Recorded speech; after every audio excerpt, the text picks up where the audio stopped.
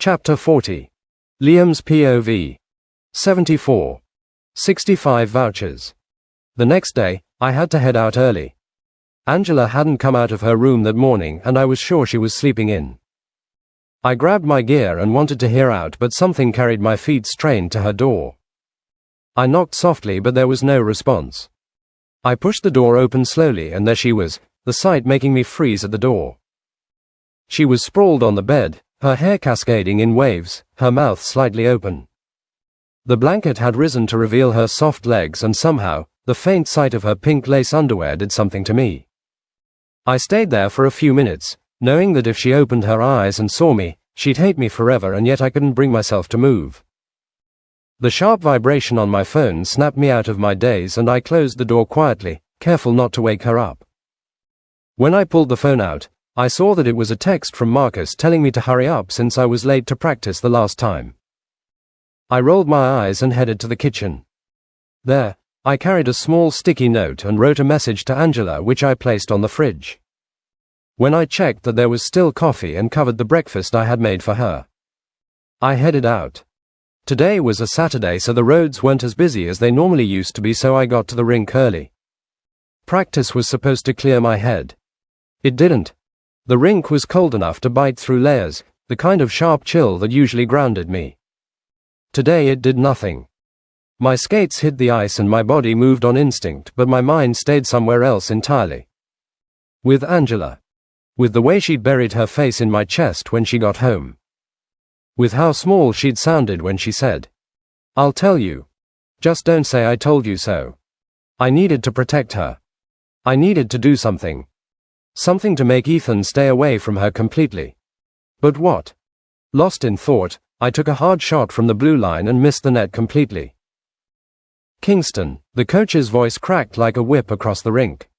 I grimaced and circled back into position. Focus. Just focus.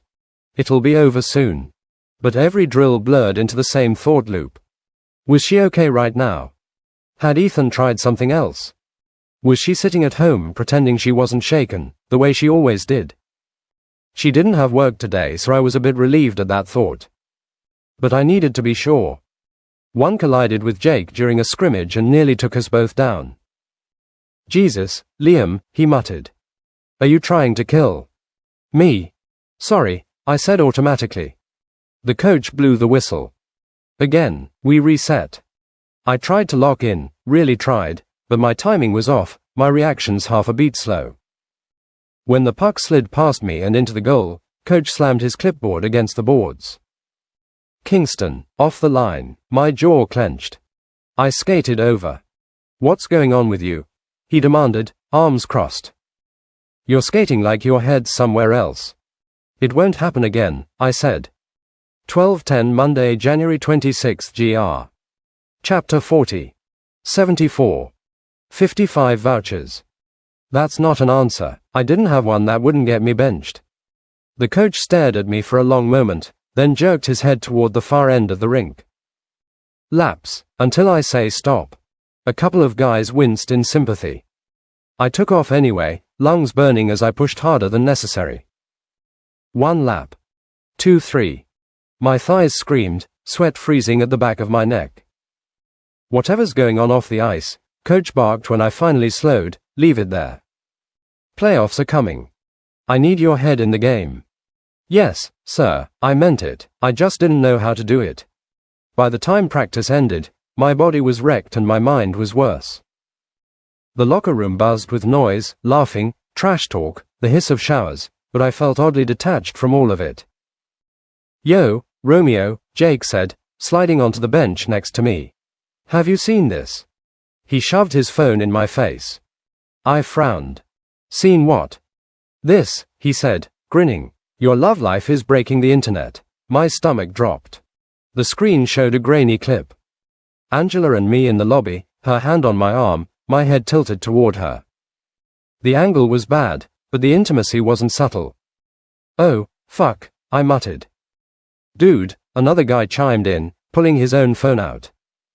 "Your girl's kinda famous now." "She's not," I stopped myself. "Not fake. Not real. Just, not theirs to talk about." She didn't ask for that. Jake scrolled. Fans are eating it up. Look, they're adorable. She's good for him. See, supportive. Then he swiped again. My jaw tightened. And then there's this side. The thread title made my chest constrict. Who is Liam Kingston's mystery girl? There were screenshots. Old photos pulled from Angela's social media. A picture of her at a friend's birthday, another from a beach trip years ago. The comments were brutal, of course coming from the women who have been trying to get my attention for years. She's not even that pretty. He can do so much better. Gold digger alert. She looks desperate. Give it a month. I felt something dark and violent coil in my chest. Hey, Jake said, glancing at me. It's just noise. Internet idiots. It's her, I said quietly. They're talking about her. The room seemed to shift. A few of the guys exchanged looks. Marcus appeared at my side like he'd been summoned by the tension alone. Locker room, he said flatly. Not the place. 12:10 Monday, January 26 GR. Chapter 40. Jake raised his hands. Didn't mean. 55 vouchers. I know, Marcus cut in. He turned to me. Come on. He steered me toward the showers, then leaned against the tiled wall once we were out of earshot. You need to tell her, he said immediately. I know. No, Liam, he pressed. You need to warn her. This doesn't stay contained. Fans dig. They speculate. They decide who she is without knowing a damn thing. I scrubbed a hand over my face. She's already dealing with enough. And it's only going to get worse if she's blindsided, he said. Trust me. I trusted him. That was the problem. That night, I stopped for takeout on the way home, Chinese, the place she liked because they didn't drown everything in sauce. When I walked in, Angela was perched on a stool at the counter, laptop open, hair pulled back messily. You look exhausted, she said. You should see the other guy, I replied. She smiled, then her gaze softened. Dinner. Already handled. Her shoulders relaxed just a little. We ate standing up, cartons spread across the counter, comfortable in the quiet rhythm we'd fallen into without discussing it. I watched her between bites, trying to figure out how to say it without scaring her. Angel, I started. She looked up. Yeah. My fans can be intense, I said carefully. They might start following you online, commenting, just a heads up. The color drained from her face. Oh, she said, reaching for her phone. They already are. My chest tightened as she scrolled. Her thumb slowed. Stopped. Oh, she repeated, softer this time. I leaned closer, reading over her shoulder. The follow account. The comments. The cruelty. Hey, I said quietly. Don't read those. They're about me, she said, voice tight. How am I not supposed to? She set the phone down, hands shaking. I didn't sign up for this, Liam. I know, I said. God, I knew. And I'm sorry. She shook her head. It's not your fault. It's just, she exhaled sharply. It's a lot. I wanted to pull her into my arms. To shield her from every ugly word. Instead, I forced myself to stay where I was, steady, calm. If it gets too much, I said slowly, we can stage a breakup. Her eyes snapped to mine. Seriously, I continued. We put out a statement. Make it convincing. You don't have to deal with this. The words tasted like ash. Angela studied my face, searching. You'd do that? Yes, I said immediately. Too quickly. If that's what you want. 12:10 Monday, January 26 GR. Chapter 40. 55 vouchers. She looked down at the counter, silent for a long moment. I don't want to be the reason your life gets complicated. You're not, I said. She smiled faintly. You say that now. I swallowed. Think about it, okay? No pressure. She nodded. Okay. Later, when she went to bed, I stayed up staring at my phone, rereading the comments like they were a personal challenge. Every insult felt like a failure on my part. I typed a message to Marcus. Me, she saw the comments. Marcus, and me, she says she's fine.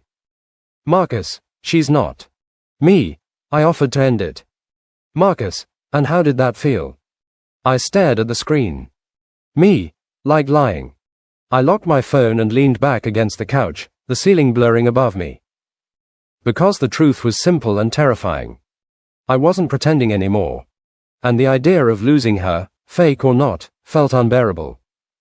AD.